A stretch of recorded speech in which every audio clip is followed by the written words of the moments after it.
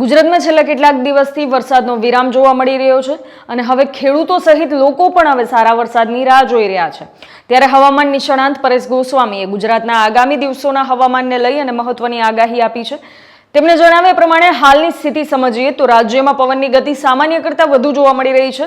હાલ ગુજરાતમાં આશરે 19 થી 24 કિલોમીટર પ્રતિ કલાકની ઝડપે પવન ફૂંકાઈ રહ્યો છે। પવનની દિશા મુખ્યત્વે પશ્ચિમથી ઉત્તર અને પશ્ચિમથી દક્ષિણ તરફની છે। આ પવનો અરબી સમુદ્ર તરફથી ભેજ લઈ અને ગુજરાત તરફ આવી રહ્યા છે, એટલે વાતાવરણમાં ભેજની સ્થિતિ જોવા મળી રહી છે, પરંતુ માત્ર ભેજવાળા પવનો હોવા છતાં વરસાદ માટે જરૂરી વરસાદી સિસ્ટમ અત્યારે સક્રિય નથી।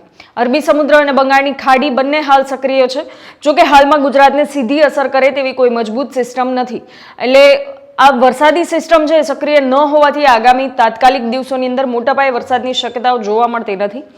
સાથે જ પવનની ગતિ વધવાની સાથે સાથે રાજ્યના તાપમાનમાં પણ વધારો નોંધાયો છે। હાલમાં ગુજરાતમાં સરેરાશ તાપમાન 28 થી 31 ડિગ્રીની આસપાસ ચાલી રહ્યું છે।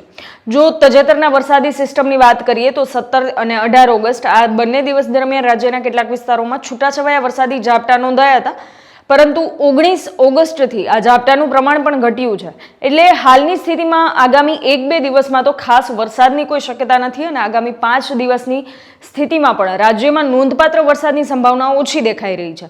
પરંતુ અહીંયાથી આગળની હવામાનની સ્થિતિ મહત્વની બની જાય છે, કારણ કે બંગાળની ખાડી સક્રિય છે, અરબી સમુદ્ર પણ સક્રિય છે અને હવે હિન્દ મહાસાગર પણ સક્રિય થતો જોવા મળી રહ્યો છે।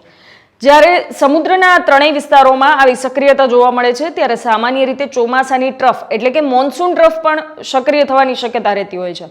હવે ખાસ કરીને 22 ઓગસ્ટની આસપાસ બંગાળની ખાડી વધુ સક્રિય થવાની શક્યતા દર્શાવવામાં આવી રહી છે।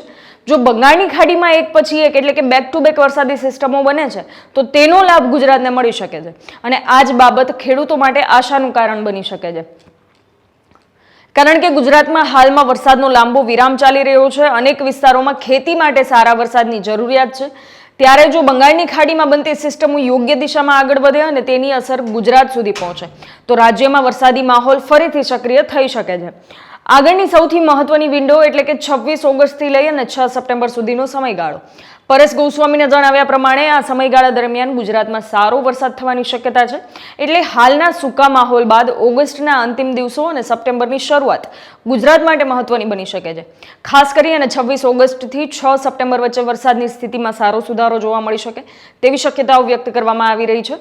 આ સાથે સપ્ટેમ્બર મહિનો પણ વરસાદની દ્રષ્ટિએ સારો રહી શકે તેવી શક્યતા છે, એટલે અત્યારે વરસાદ થોડો ઓછો પડ્યો છે, વરસાદમાં લાંબો વિરામ આવ્યો છે, તેના કારણે ચોમાસું પૂરું થઈ રહ્યું છે એવી ચિંતા કરવાની જરૂર નથી। હાલ એવી કોઈ જ સ્થિતિ નથી દેખાઈ રહી કે જેમાં ગુજરાતમાંથી ચોમાસું વિદાય લઈ રહ્યું હોય એવું લાગી શકે। ઉલટું આગામી દિવસોમાં અરબી સમુદ્ર, બંગાળની ખાડી અને હિન્દ મહાસાગરની સક્રિયતા જોતા વરસાદી સિસ્ટમો માટે વાતાવરણ અનુકૂળ બનવાની શક્યતા છે। હવે સૌથી મોટો આધાર બંગાળની ખાડી પર રહેશે। 22 ઓગસ્ટ આસપાસ ત્યાં કેટલી સક્રિયતા વધે છે, કોઈ સિસ્ટમ બને છે કે નહીં, અને બને છે તો તેની દિશા શું રહે છે, આ બાબતો ગુજરાતના વરસાદ માટે ખૂબ મહત્વની રહેશે। જો બેક ટુ બેક સિસ્ટમો બને છે અને તેની અસર ગુજરાત સુધી પહોંચે છે તો ઓગસ્ટના અંતિમ સપ્તાહથી રાજ્યમાં વરસાદનું પ્રમાણ ફરીથી વધી શકે છે। હાલ માટે આગામી 1-2 દિવસ કે 5 દિવસમાં મોટા વરસાદની અપેક્ષા રાખવી નહીં, પરંતુ લાંબા ગાળાની સ્થિતિને લઈ અને ચિંતા કરવાની પણ જરૂર નથી। ખેડૂતો માટે હાલ સૌથી મહત્વની વાત એ છે કે વરસાદી વિરામ દરમિયાન પાકની સ્થિતિ પર નજર રાખવી અને આગામી વરસાદી સિસ્ટમની રાહ જોવી, કારણ કે હવામાનમાં પરિવર્તન ધીમે ધીમે જોવા મળી રહ્યું છે અને આગામી દિવસોમાં સમુદ્રની સક્રિયતા વધે છે કે નહીં તેના આધારે વરસાદનું ચિત્ર પણ બદલાઈ શકે છે। ટૂંકમાં કહીએ તો હાલ ગુજરાતમાં વરસાદનો વિરામ છે, પવન ભેજ લઈને આવી રહ્યો છે, પરંતુ અત્યારે કોઈ સક્રિય વરસાદી સિસ્ટમ નથી। 22 ઓગસ્ટ આસપાસ બંગાળની ખાડી વધુ સક્રિય બનવાની શક્યતા છે અને જો ત્યાં સતત સિસ્ટમો બને છે તો તેનો લાભ ગુજરાતને મળી શકે છે। 26 ઓગસ્ટથી 6 સપ્ટેમ્બરનો સમયગાળો વરસાદ માટે મહત્વનો બની શકે છે અને સપ્ટેમ્બર મહિનો પણ ગુજરાત માટે સારા વરસાદની દ્રષ્ટિએ સારો રહેવાનો શક્યતા છે। તેથી હાલના વરસાદને વિરામને જોઈ અને ચોમાસું પૂરું થઈ રહ્યું છે એવી ચિંતા કરવાની જરૂર નથી। આગામી દિવસોમાં હવામાનની ગતિ પર નજર રાખવી સૌથી જરૂરી છે।